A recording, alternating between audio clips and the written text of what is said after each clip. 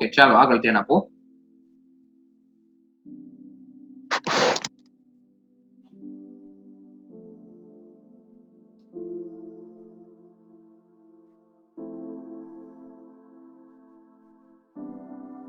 સ્વાધ્યાયનો 13.2 જો દાખલો, બરાબર, એની રકમમાં ધ્યાન આપજો. પેજ નંબર કેટલા છે? 462. ઓકે 462. ઓકે, 462 નંબરના પેજ ઉપર, બરાબર, સ્વાધ્યાયનો 13.2 દાખલો. ઓકે, રકમમાં તમને એવું કીધું છે કે ન્યુક્લિયસ 10 નિયોન 20 જે છે, બરાબર, એનું પ્રમાણ તમને આપેલું છે 90.57%, અને એનું દળ કેટલું આપેલું છે તમને? 19.99. બરાબર. ઓકે, નિયોનના ટોટલ 3 સમસ્થાનિક છે એવું તમને આ દાખલામાં કહેવા માંગે છે. 10 નિયોન 20, 10 નિયોન 21 અને 10 નિયોન 22. ઓકે, તમને એનું દળ આપેલું છે. 10 નિયોન 20 નું દળ આપેલું છે તમને 19.99. પછી 10 નિયોન 21 નું દળ જે છે એ આપેલું છે 20.99, અને છેલ્લું જે દળ છે 10 નિયોન 22 એનું દળ આપેલું છે 21.99. બરાબર, 19.99, 20.99 અને 21.99. ઓકે, ટકાવાર પ્રમાણની જો વાત કરીએ તો જે 20 જે છે સમસ્થાનિક, એનું ટકાવાર પ્રમાણ છે 90.57%. પછી 21 વાળો જે નિયોન છે એનું ટકાવાર પ્રમાણ આપેલું છે તમને કેટલું? 0.27. ઓકે, 0.27. અને ત્રીજો જે છે એનું પ્રમાણ આપેલું છે 9.22%. તો સરેરાશ દળ શોધવું હોય તમારે નિયોનનું, બરાબર, તો શું કરવું પડે? તો કે આ બંનેનો ગુણાકાર, બરાબર, પ્લસ આ બંનેનો ગુણાકાર પ્લસ આ બંનેનો ગુણાકાર, ભાગ્યા કેટલા કરવાના હોય? 100. ઓકે, ચાલો જીટી થી કરતા જજો. 19.99 ગુણ્યા 90.57. સર 51 છે. ઓકે, 51 છે, સોરી, અહીંયા 51 છે, બરાબર, 51 લખજો. ચાલો પછી 20.99, બરાબર, ગુણ્યા 0.27 જીટી કરીને,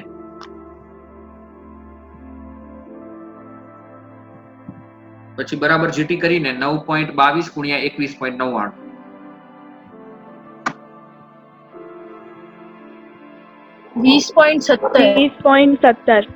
ઓકે, ભાગ્યા 100 કરીને સર.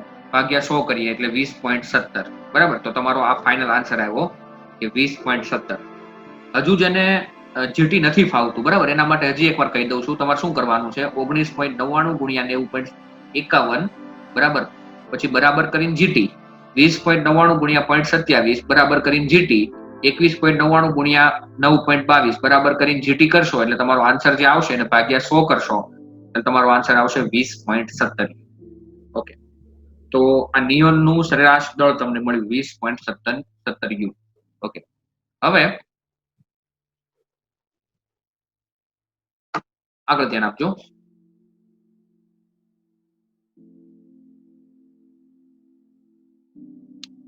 સ્વાધ્યાયનો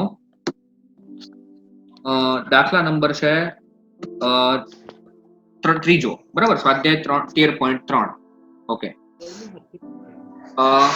પહેલી વસ્તુ કે તમારે ઉર્જા શોધવાની છે, બરાબર, અને ઉર્જા માટે આપણે પેલા તો થિયરીનો જે કન્સેપ્ટ છે એને પેલા ભણી લઈએ અને પછી આગળ વાત કરીએ. થિયરીનો કન્સેપ્ટ જે છે, બરાબર, એ મેં તમને કયા લેક્ચરમાં સમજાવ્યો હતો, બરાબર. આજનો પ્રશ્ન આવો છે કે ન્યુક્લિયર ની બંધન ઉર્જા સમજાવી. હા, બોલો. રેકોર્ડિંગ સ્ટાર્ટ નહીં થયું. શું બોલો?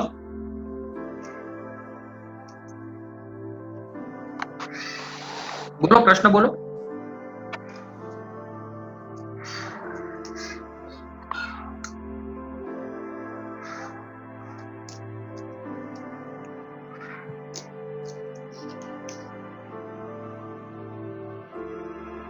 જો પ્રશ્ન છે ન્યુક્લિયરની બંધન ઉર્જા અને ન્યુક્લિયોન દીઠ બંધન ઉર્જા સમજાવો, બરાબર.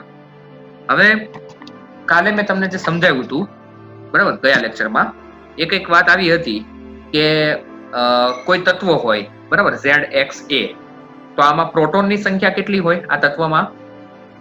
Z જેટલી. Z જેટલી, બરાબર. એના પરમાણુ Z ક્રમાંક જેટલી પ્રોટોનની સંખ્યા હોય. અને ન્યુટ્રોનની સંખ્યા કેટલી હોય તો કે દળાંકમાંથી તમારે પ્રોટોનની સંખ્યા બાદ કરવી પડે. એટલે A માંથી Z બાદ કરવો પડે, એ તમને ન્યુટ્રોનની સંખ્યા મળે, બરાબર. ફરીથી ધારો કે કોઈ તત્વ છે ZXA, બરાબર. એના માટે Z એ પ્રોટોનની સંખ્યા છે અને N એ ન્યુટ્રોનની સંખ્યા છે. તો ન્યુટ્રોનની સંખ્યા તમને કઈ રીતે મળશે તો કે A - Z. ઓકે, હવે બીજું આ વાક્યને, બીજું જે વાક્ય છે એને વ્યવસ્થિત રીતે સમજજો. શું કહેવા માંગે છે કે દરેક ન્યુક્લિયોનનું સ્વતંત્ર દળ. ન્યુક્લિયોન એટલે કોણ? પ્રોટોન અને ન્યુટ્રોન. પ્રોટોન અને ન્યુટ્રોન. ઓકે, દરેક ન્યુક્લિયોનનું સ્વતંત્ર દળનો સરવાળો, એટલે કે તમે દરેક પ્રોટોન અને ન્યુટ્રોનનો સરવાળો કરો, એ છૂટા છૂટાનો સરવાળો વધારે હોય કે ભેગા ન્યુક્લિયસનો સરવાળો વધારે હોય? છૂટાનો. ઓકે, એનું કારણ આપવું હોય તમે શું આપી શકો? કેમ છૂટા છૂટાનો સરવાળો વધારે હોય? કારણ કે છૂટા પાડવા માટે ઉર્જા આપવી પડે, એનું દળમાં રૂપાંતરણ થાય છે. ઓકે, છૂટું પાડવા માટે તમારે ઉર્જા આપવી પડે છે. એટલે ઉર્જા આપવી પડે મીન્સ કે અર્થાત દળ આપવું પડે છે, બરાબર. ત્યારે છૂટા પડે છે. એટલે અહીંયા લખ્યું છે કે દરેક ન્યુક્લિયોનનું સ્વતંત્ર દળનો સરવાળો એ ન્યુક્લિયસના દળના સરવાળા જેટલો થવો જોઈએ, પરંતુ તેવું થતું નથી. સ્વતંત્ર દળ હંમેશા કેવું હોય છે? વધારે હોય છે. ઓકે, હવે આ સ્ટેપને ખાસ સમજજો. આ કઈ રીતે લખ્યું છે યાર? ચલો, Z એટલે કોની સંખ્યા? પ્રોટોનની સંખ્યા. પરમાણુ ક્રમાંક, પ્રોટોનની સંખ્યા. અને MP એટલે પ્રોટોનનું દળ થશે, બરાબર. Z એટલે પ્રોટોનની સંખ્યા અને MP એટલે પ્રોટોનનું દળ થશે. તો પ્રોટોનની સંખ્યા ગુણ્યા પ્રોટોનનું દળ એટલે આ કુલ પ્રોટોનનું દળ કહેવાય. હું તમને એક એક્ઝામ્પલ આપું. માની લો કે તમારી પાસે એક તત્વ છે 6 કાર્બન 14. તો આની અંદર પ્રોટોન કેટલા? 6. ઓકે, તો 6 ગુણ્યા પ્રોટોનનું દળ કરવું પડશે મારે, બરાબર. પછી N ગુણ્યા ન્યુટ્રોનનું દળ. ચાલો, આમાં ન્યુટ્રોન કેટલા આ તત્વની અંદર? 8. ઓકે, એ કેમ ખબર પડી કે 8 ન્યુટ્રોન છે? 14 - 6. ઓકે, 14 - 6 એટલે 8, બરાબર. 8 ગુણ્યા ન્યુટ્રોનનું દળ. ઓકે, તો આનો બેનો જે સરવાળો છે એને સ્વતંત્ર દળ કહેવાય, બરાબર. સ્વતંત્ર દળ, બરાબર, એ હંમેશા કેપિટલ M કરતા વધારે હોય છે. તો કેપિટલ M કોનું દળ હશે? ન્યુક્લિયોનનું. ઓકે, ન્યુક્લિયસનું કુલ દળ હશે, બરાબર. અને આ ન્યુક્લિયોનનું દળ કહેવાય. ZMP + NMN એ ન્યુક્લિયોનનું દળ કહેવાય, સ્વતંત્ર ન્યુક્લિયોનનું દળ. અને આ ન્યુક્લિયસનું ટોટલ દળ કહેવાશે. તો વધારે કોણ છે તો કે ન્યુક્લિયનનું સ્વતંત્ર દળ વધારે છે ન્યુક્લિયસના કુલ દળ કરતા, બરાબર.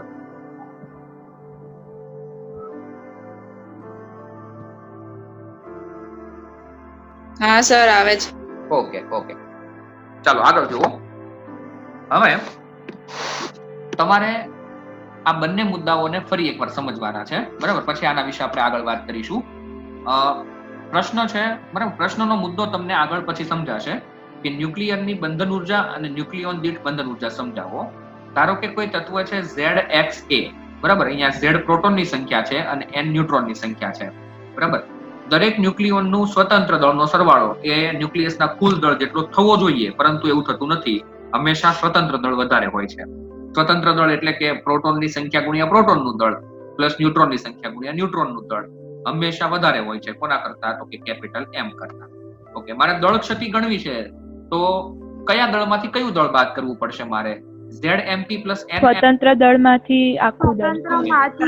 ZMP મીન્સ કે ડેલ્ટા M નું સૂત્ર શું થશે? ન્યુક્લિયોનમાંથી ન્યુક્લિયસ.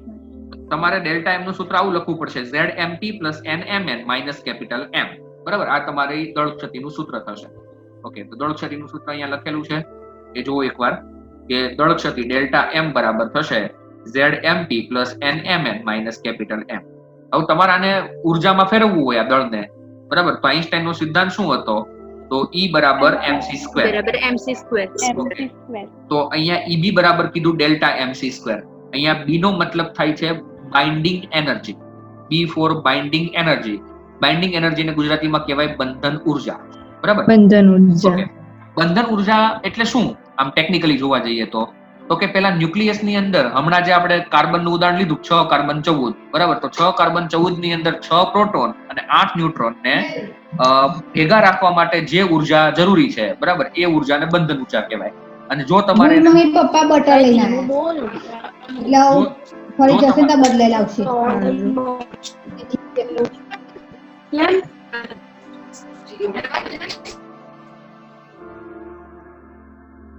જો તમારે એ પ્રોટોન અને ન્યુટ્રોનને છૂટા પાડવા હોય, બરાબર, તો આટલી ઉર્જા આપવી પડશે, બરાબર. એ ઉર્જાને આપણે બંધન ઉર્જા અથવા તો બાઇન્ડિંગ એનર્જી કહીએ છીએ.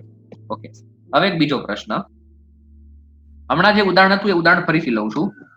6 કાર્બન 14 છે. 6 કાર્બન 14 ની અંદર ન્યુક્લિયોન કેટલા કહેવાય? 14. ઓકે, હવે એક સરળતા ખાતર 6 કાર્બન 14 જે છે એમાં 14 ન્યુક્લિયોન છે. ઓકે, અને આની તમને binding energy 140 million electron volt મળી, બરાબર. 14 ન્યુક્લિયોનની બાઇન્ડિંગ એનર્જી એટલે કે બંધન ઉર્જા તમને 100 ને કેટલી મળી? 40 મિલિયન ઇલેક્ટ્રોન વોલ્ટ. ઓકે, ફરીથી બોલું છું કે 14 ન્યુક્લિયોન માટે બંધન ઉર્જા 140 મળી, બરાબર. તો એક ન્યુક્લિયોનની બંધન ઉર્જા કેટલી કહેવાય? 10 મિલિયન. એનો મતલબ કે તમારે આખું ન્યુક્લિયસ તોડવા માટે 140 જોઈએ છે, પણ તમારે એક ન્યુક્લિયોનને બહાર લાવવા માટે સરેરાશ કેટલી ઉર્જા જોઈએ? તો કે 10. ઓકે, તો મને જે આ ઉર્જા મળી ને એને મારે શેના વડે ભાગવું જોઈએ કે જેથી મને ન્યુક્લિયન દીઠ બંધન ઉર્જા મળે? સંખ્યા વડે ન્યુક્લિયોનની સંખ્યા વડે, બરાબર. એટલે કે પ્રોટોન ન્યુટ્રોનની કુલ સંખ્યા વડે. અને પ્રોટોન ન્યુટ્રોનની કુલ સંખ્યા એટલે શું કહેવાય બીજી ભાષામાં? પરમાણુ ભાર. પરમાણુ ભાર. ઓકે, તો અહીંયા ન્યુક્લિયસ દીઠ બંધન ઉર્જા તમારી બને EBN. EBN નો મતલબ થાય બાઇન્ડિંગ એનર્જી પર ન્યુક્લિયોન, બરાબર થશે EB/A. જો તમે એને A વડે ભાગી દેશો તો તમને ન્યુક્લિયોન દીઠ બંધન ઉર્જા મળશે, બરાબર. ફરીથી પછી આપણે એના દાખલા વિશે આગળ વાત કરીએ. સર અવાજ નથી આવતો. બધાને અવાજ આવે છે? સર અવાજ નથી આવતો. આવે છે કે નેટવર્ક પ્રોબ્લેમ હશે. કે કોઈ તત્વ છે ZXA, બરાબર. અહીંયા Z પ્રોટોનની સંખ્યા છે અને A - Z એટલે કે ન્યુટ્રોનની સંખ્યા છે. દરેક ન્યુક્લિયોનનું સ્વતંત્ર દળનો સરવાળો એ ન્યુક્લિયસના કુલ દળ જેટલો થવો જોઈએ, પરંતુ તેવું થતું નથી. તે સ્વતંત્ર દળ હંમેશા વધારે હોય છે.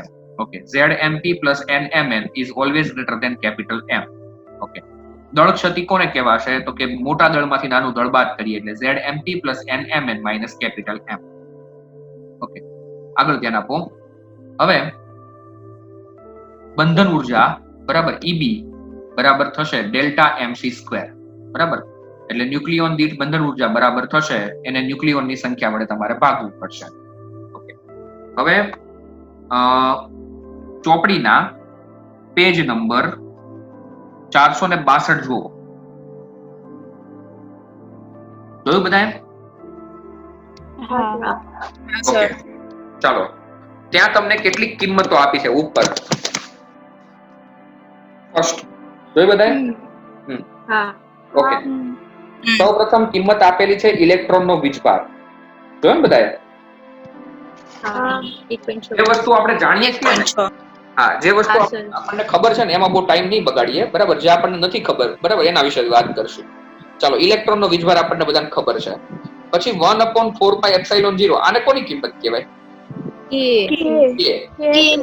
ઓકે, ફર્સ્ટ ચેપ્ટરમાં જે આવી ગયું K, બરાબર, જેને આપણે કુલમ્બનો અચળાંક કહીએ છીએ. 9 × 10⁹ newton per metre square newton into metre square per coulomb square. Okay, પછી 1 મિલિયન ઇલેક્ટ્રોન વોલ્ટ એટલે છે 1.6 × 10⁻−19 જૂલ. હવે આ કઈ રીતે બન્યું છે એ કહું તમને. ચાલો, મિલિયન એટલે 10⁻6 10⁶ વડે ગુણીએ તો 1.6 × 10⁻19 અને 10⁶ એટલે થશે 1.6 × 10⁻13. ઓકે, પછી એક વર્ષમાં કેટલી સેકન્ડ હોય એ ગણેલી છે, બરાબર. ચાલો, તમારે કેલ્સીમાં પેલા તો છે ને 365.25 લખો. ઓકે, 365.25 એ એક વર્ષના દિવસની સંખ્યા છે, બરાબર. કારણ કે લીપ વર્ષ હોય ત્યારે 4 વર્ષે એક દિવસ વધારાનો આવે એટલે આપણે 365.25 દિવસ કહીએ છીએ. ચાલો, હવે આ દિવસને મારે કલાકમાં ફેરવવું છે તો કેટલા વડે ગુણવાનું? 24 વડે. ચાલો, ગુણ્યા 24 કરો, પછી ગુણ્યા કરો 3600, બરાબર, એટલે સેકન્ડમાં ફરી જશે. શું જવાબ આવ્યો? હા સર, એવું. 31, 55, 76. 3.15 ગુણ્યા 10 ની ની 7 7 ઘાત. ઘાત બરાબર. એટલે તમારો આ આન્સર આવી 7 જશે 3.15 ગુણ્યા 10 ની 7 ઘાત. ઓકે, પછી એની નીચે લખ્યું છે માસ of hydrogen. Mass of hydrogen ને તમે માસ ઓફ પ્રોટિયમ પણ કહી શકો, બરાબર. તો પ્રોટોનનું દળ, બરાબર, પ્રોટોનનું દળ આપણે કેટલું લેવાનું છે? 1.007825. કેટલું લેવાનું છે? 1.007825. જો હું તમને આંકડાઓ એટલા માટે શાંતિથી બોલું છું કારણ કે હવે ફિઝિક્સમાં તમારે પોઈન્ટ પછી છઠ્ઠા આંકડે ગણતરી કરવાની થશે. ખાસ ધ્યાન આપજો, બરાબર. આ ગણતરીઓ તો જ આવડશે કે આ બધી વસ્તુને તમે વ્યવસ્થિત સમજજો. જો તમને જે પેલી પ્રોટિયમનું દળ આપ્યું છે ને એ પોઈન્ટ પછી છઠ્ઠા આંકડે આપેલું છે 1.007825, બરાબર. એટલે ગણતરીમાં ચોકસાઈ પૂરેપૂરી જોઈશે. પછી નીચે લખેલું છે માસ ઓફ 2He4. આ 2He4 ને આલ્ફા કણ કહેવાય, હિલિયમનું ન્યુક્લિયસ, બરાબર, જેનું દળ છે 4. હા બોલો સર હિલિયમ +2 હોય તો ને આલ્ફા? શું હિલિયમ? હિલિયમ 2+ હોવો જોઈએ ને એનો વીજભાર. નહીં, આ જે લખ્યું છે ને માસ ઓફ 2He4, બરાબર, એ માત્ર ને માત્ર ન્યુક્લિયસ ની જ વાત કરે છે. આ ચેપ્ટર નું નામ ન્યુક્લિયસ છે એટલે એની ઉપર +2 લખીને નહીં આપે તમને. અને MH લખેલું છે ને એટલે તમે આલ્ફા કણ કીધું એટલે. હા, આલ્ફા કણ કીધો ને મેં, કારણ કે આની અંદર ઇલેક્ટ્રોન નહીં ગણવાના તમારે, ખાલી ન્યુક્લિયસ ગણવા. આજે તો તમને દળ આપેલું છે ને 2He4, બરાબર, એ કોનું દળ છે? તો કે હિલિયમનું નહીં, હિલિયમના ન્યુક્લિયસનું દળ છે. હિલિયમનું ન્યુક્લિયસ એટલે કે એની અંદર કેટલા પ્રોટોન હોય? 2 પ્રોટોન અને 2 ન્યુટ્રોન. 2 પ્રોટોન અને 2 ન્યુટ્રોન નું જ આ દળ છે 4.002603, બરાબર. એટલે જ ખાસ વાત કરું છું. પછી બાજુમાં જો તમને ઇલેક્ટ્રોન નું દળ આપેલું છે, ઇલેક્ટ્રોન નું દળ કેટલું છે? 0.0054. ઓકે, પછી એની ઉપર ન્યુટ્રોન નું દળ આપેલું છે કે 1.008665U. ઓકે, પછી સર અવાજ નથી આવતો. આખો અવાજ નથી આવતો? આવે છે બધાને અવાજ હવે? હા સર, આવે છે. આવે છે. ઓકે, જો આગળ હવે બીજું, એની ઉપર તમને એક મોલમાં કેટલા સંખ્યા હોય છે એ તમને આપેલું છે 6.023 ગુણ્યા 10 ની 23 ઘાત, બરાબર, મોલ પ્રતિ દીઠ, બરાબર. એટલે એટલે ભાગે 6. આગળ પછી તમને કે ની કિંમત આપેલી છે 1.38 ગુણ્યા 10 ની -23 ઘાત જૂલ પ્રતિ કેલ્વિન. ઓકે, આ કે ને શું કહેવાશે? બોલ્ટ્ઝમેન અચળાંક. બોલ્ટ્ઝમેન અચળાંક. Okay, R/Na. R/Na ઉપર વાયુ અચળાંક ભાગ્યા એવોગાડ્રો. ઓકે, વાયુ અચળાંક ભાગ્યા એવોગાડ્રો એટલે કે કે ની કિંમત, બરાબર, જેને આપણે Kb અથવા બોલ્ટ્ઝમેનનો અચળાંક કહીએ છીએ. ઓકે, તો એક કિંમત બાકી રહી, બરાબર. એક U એટલે કે એક એટોમિક માસ યુનિટ, એને જો તમે ઉર્જામાં કન્વર્ટ કરો આઈન્સ્ટાઈનના સિદ્ધાંત પ્રમાણે, E = Δ પ્રમાણે, તો 931.5 થાય છે મિલિયન ઇલેક્ટ્રોન વોલ્ટ, બરાબર. ઉર્જા, દળનું ઉર્જામાં રૂપાંતરણ કરીએ તો આટલું થશે 931.5. હવે ખાસ ધ્યાન આપજો, સ્વાધ્યાયને ભણતા પહેલા આ બધી રકમો તમને ઉપર એક વખત આપી દીધી એટલે હવે દરેક દાખલામાં આપશે નહીં. ધ્યાન આપજો, બરાબર. ચોખવટ કરું છું. માનો કે તમે 10મો દાખલો ગણતા હોય અને તમારે ન્યુટ્રોનના દળની જરૂર પડે તો તમારે ક્યાંથી લઈ લેવાનું ન્યુટ્રોનનું દળ? સ્ટાર્ટિંગમાં આપ્યું છે ત્યાંથી, બરાબર. પૂછવાનું નહીં કે ન્યુટ્રોનનું દળ ક્યાંથી, કારણ કે દરેક દાખલામાં આપવા બેસે ને આટલી બધી કિંમતો, તો તમે વિચાર કરો કે રકમની લેન્થ કેટલી બધી વધારે બને. એટલે જેટલી પણ કિંમતોની જરૂરિયાત છે, જો ઉપર લખીને આપી દીધું છે કે તમને સ્વાધ્યાયના ઉકેલમાં નીચેના વિગતો ઉપયોગી થશે, બરાબર, ગુજરાતીમાં જ લખીને આપી દીધું છે. એટલે દરેક દાખલાની અંદર પછી તમને કિંમતો આપવામાં આવશે નહીં, બરાબર. માત્ર ને માત્ર સ્વાધ્યાયના દાખલાની વાત કરું છું. ઉદાહરણનો દાખલો હશે ને તો એની અંદર તમને કિંમત આપી હશે, બરાબર, પણ સ્વાધ્યાયના ઉકેલની અંદર તમને આટલી કિંમતો જે આપી દીધેલી છે, બરાબર, એ તમારે દરેક દાખલાની અંદર આ જ કિંમત લેવાની છે, આના સિવાયની કોઈ કિંમત લેવાની નથી. અને બીજી એક વાત કે એક U બરાબર 931.5 મિલિયન ઇલેક્ટ્રોન વોલ્ટ જે થાય છે, બરાબર, એની પણ હું તમને સાબિતી આપીશ, બરાબર, પણ એ સાબિતી કાલે આવશે, બરાબર. અત્યારે તમે યાદ રાખો કે એક U બરાબર 931.5 થાય છે. બીજું, કે એમાં પણ કિંમતો ચેન્જ કરવામાં આવે ને તો એની કિંમત પણ ઓછા વધુ હોય. બરાબર, સ્વાધ્યાયના દાખલામાં તમને 931.5 આપેલી હશે કોઈ જગ્યાએ 932 આપેલી હશે. પેલા આપણા ગુરુત્વ પ્રવેગની કિંમતની જેવું છે કે કોઈ દાખલામાં 9.8 લેવાનું કે અને કોઈ દાખલામાં 10 લેવાનું કે. તો એ સરળતા ખાતર હોય. બરાબર, કોઈ ભાગ ઉડી જતો હોય તો 932 પણ આપેલું હોય, એટલે જરૂરી નથી કે 931.5 જ લેવાનું. પણ સ્વાધ્યાયનો કોઈ દાખલો હોય તો તમારે ઉર્જા શેમાં લેવાની? 931.5 જ લેવાની. બરાબર, એમાં તમને કોઈ કિંમત બીજી આપેલી હશે નહીં. ઓકે, હવે આગળ ધ્યાન આપો.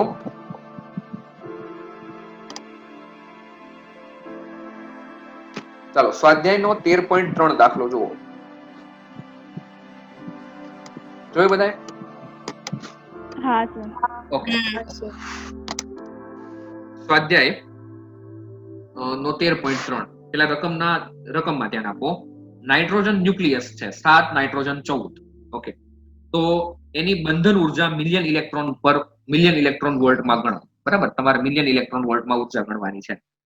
ઓકે, તમને ન્યુક્લિયસનું દળ આપ્યું 7 નાઇટ્રોજન 14 ના ન્યુક્લિયસનું દળ કેટલું આપ્યું છે? 14.0000307 યુ. બરાબર, ચાલો હવે પહેલા તો આવી રીતે લખવાનું. કોઈ પણ દાખલાને લખવાની એક જ રીત છે. બરાબર, આ રીતે તમારે હંમેશા લખવાનું રહેશે. ચાલો, આ જે તત્વ છે એમાં પ્રોટોન કેટલા? 7. Z બરાબર 7. ન્યુટ્રોન કેટલા?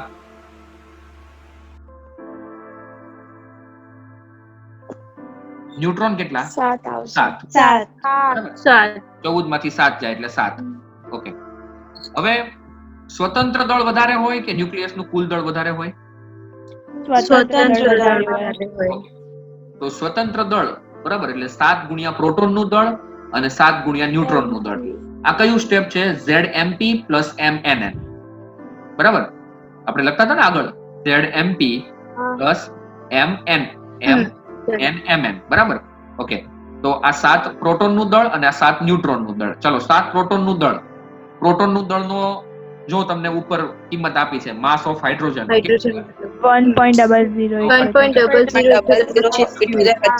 ઓકે, પછી ન્યુટ્રોનનું દળ જો એની બાજુમાં આપ્યું છે 1.008665. 1.008665.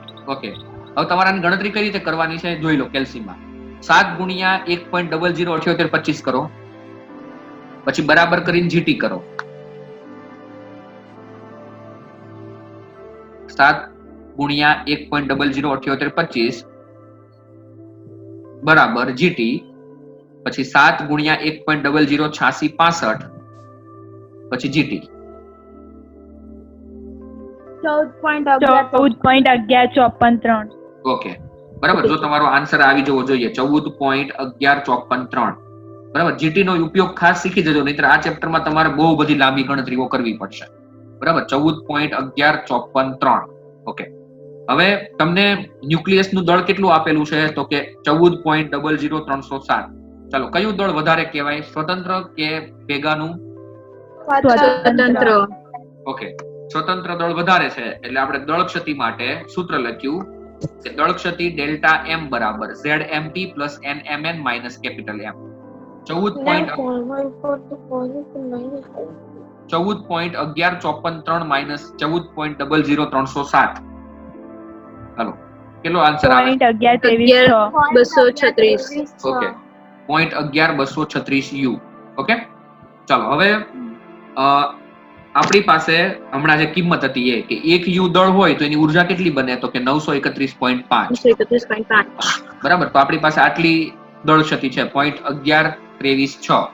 તો બંધન ઉર્જા કેટલી? આપણે આને બંધન ઉર્જા કહીશું તો EB બરાબર થશે. બરાબર, દળ ક્ષતિ જેને મળી એને આપણે કરી દઈએ 931.5 વડે ગુણવાનું છે. ચાલો, 931.5 વડે ગુણો, કેટલા થાય છે? 104.66. ઓકે, 104.66. ચાલો, હવે એક બીજો પ્રશ્ન આમાં પૂછી લઉં છું. આ જ દાખલામાં તમને એવું કીધું હોય કે ન્યુક્લિયોન દીઠ બંધન ઉર્જા ગણો, તો તમે 104.66 ને શેના વડે ભાગશો? 14 વડે. એના ન્યુક્લિયસ વડે. ઓકે, ન્યુક્લિયોનની સંખ્યા વડે ભાગશો. ચાલો, 14 વડે ભાગો તો આને 7.47. કેટલા આવે છે? 7.47. ઓકે, 7.47. ઓકે, યાદ રાખજો નાઇટ્રોજનની બંધન ઉર્જા બરાબર. ન્યુક્લિયોન દીઠ બંધન ઉર્જા 7.47 મળી છે. બરાબર, આની કાલે અમારે જરૂર પડશે. ઓકે, 7.47 તમને કિંમત મળી. બરાબર, કોની? નાઇટ્રોજનની જે કિંમત છે એની. ઓકે, નાઇટ્રોજનની ન્યુક્લિયોન દીઠ બંધન ઉર્જા તમને આટલી મળે છે. ઓકે, આગળ ધ્યાન આપો. એ નીચે દાખલો છે 13.4.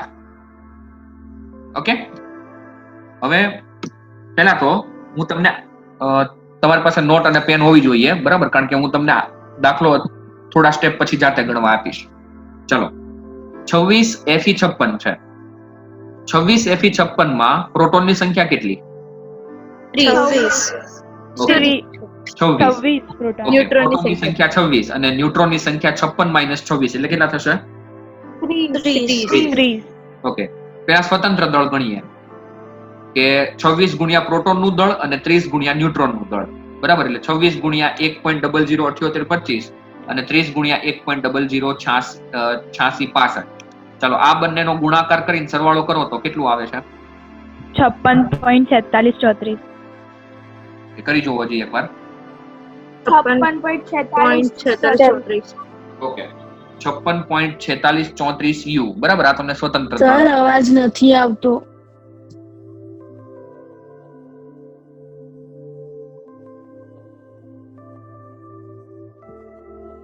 હવે આ જે દળ છે એને તમારા ન્યુક્લિયસના ટોટલ દળમાંથી બાદ કરો. બરાબર, એટલે 56.46 એમ જે છે, તમને જો રકમમાં ન્યુક્લિયસનું દળ આપી દીધું હશે. બરાબર, એમ 26 Fe56 55.934939. બરાબર, એમાંથી બાદ કરો. 0.5284. ઓકે, 0.528461 જે કઈ આવ્યું ને એ તમારી દળ ક્ષતિ મળી તમને. ચાલો, હવે તમારે એની બંધન ઉર્જા ગણવી હોય તો શેના વડે ગુણવું પડશે તમારે? 56. ના, 0.007.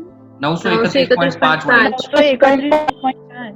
બરાબર, તમારે આવું લખવું પડશે ને કે 1 યુ બરાબર 931.5 બરાબર મિલિયન ઇલેક્ટ્રોન વોલ્ટ. તો તમને જ્યાં મળ્યું 0.528461 ત્યારે ઉર્જા કેટલી?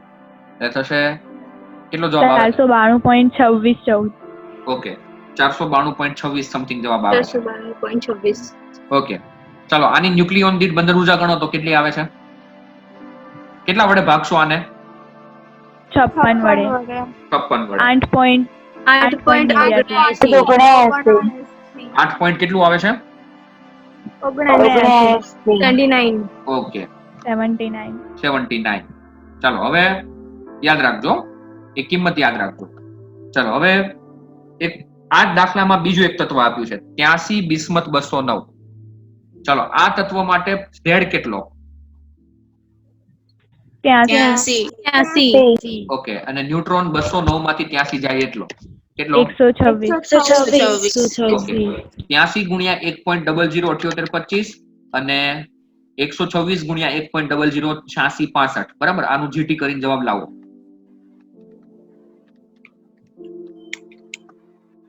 બસો 210.74 ઓકે, 210.74 65. બરાબર. ચાલો, ન્યુક્લિયસ નું દળ તમને જો અંદર રકમમાં આપી દીધું છે કેટલું છે? 208.980388. બરાબર, આ ન્યુક્લિયસ નું દળ છે. દળ ક્ષતિ શોધવા માટે સ્વતંત્ર દળમાંથી આ દળ બાદ કરવું પડશે. તમારો જે જવાબ આવ્યો ને એમાંથી આ દળ બાદ કરતો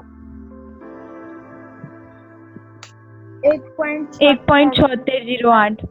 ઓકે, 1.760877 આવું આવશે. બરાબર, ચાલો, 1 યુ બરાબર 931.5 મિલિયન ઇલેક્ટ્રોન વોલ્ટ. અહીંયા મિલિયન ઇલેક્ટ્રોન વોલ્ટ આવશે. તો 1.760877 યુ હોય તો કેટલા? એટલે આ બંનેનો ગુણાકાર કરવો પડશે. 1640.25. ઓકે, ચાલો, આની ન્યુક્લિયોન દીઠ બંધન ઉર્જા કેટલી થાય? શેના વડે ભાગવું પડે? 209. 209 વડે ભાગો. 7.84. ઓકે, ચાલો, પહેલો જવાબ આવ્યો તો લગભગ 7 પોઈન્ટ સમથિંગ આવ્યો તો. બરાબર, 7.79. પછી બીજો જવાબ આવ્યો 8.79.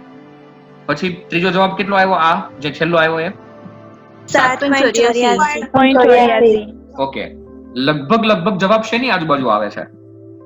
7ની આજુબાજુ. 7 8 8 8ની આજુ 8 ની આજુબાજુ આવે ને એવું આપણે કહી શકીએ. 8 ની ઉપર અને 8 ની નીચે, બરાબર, એવી રીતે જવાબ આવે છે. ઓકે, એટલે કોઈ પણ તત્વ હોય, બરાબર, એ તત્વ જે છે, બરાબર, એની ન્યુક્લિયોન દીઠ બંધન ઉર્જા હંમેશા 8 ની આજુબાજુ હોય છે. બરાબર, આપણો જે જવાબ આવે ને એને ચેક કરી લેવાનો. જો આપણો જવાબ 8 ની નજીક હોય તો આપણો દાખલો સાચો. બરાબર, આ તમને દાખલો સાચો છે કે ખોટો એ જોવા માટેની મેથડ આપું છું. બરાબર, આપણે આનો આલેખ પણ ભણશું. એવું કેમ હોય છે 7 અને 8 ની વચ્ચે કેમ હોય છે? બરાબર, 7 અને 8 ની આજુબાજુ જ હોય છે કિંમત. એવું કેમ હોય છે? બરાબર, એ પણ આપણે ભણશું. અને કેટલાક એવા તત્વો છે કે જેનું ન્યુક્લિયન દીઠ બંધન ઉર્જા 8 ની ઉપર હોય છે. બરાબર, એને સ્થાયી તત્વ કહેવાય. એ પણ આપણે ભણવાનું છે. પણ તમને દાખલો તમારો સાચો છે કે ખોટો, બરાબર, એ જોવા માટેની આ એક મેથડ છે. એટલે સર ન્યુટ્રોન અથવા પ્રોટોનને પરમાણુથી દૂર કરવા 7 અથવા 8 ઉર્જા જોઈએ ને? હા, ન્યુક્લિયસમાંથી એક પ્રોટોન અથવા એક ન્યુટ્રોનને બહાર કાઢવા માટે સરેરાશ 7 થી 8 મિલિયન ઇલેક્ટ્રોન વોલ્ટ જેટલી ઉર્જાની જરૂર પડશે. બરાબર, આ તત્વ એવું દર્શાવે છે.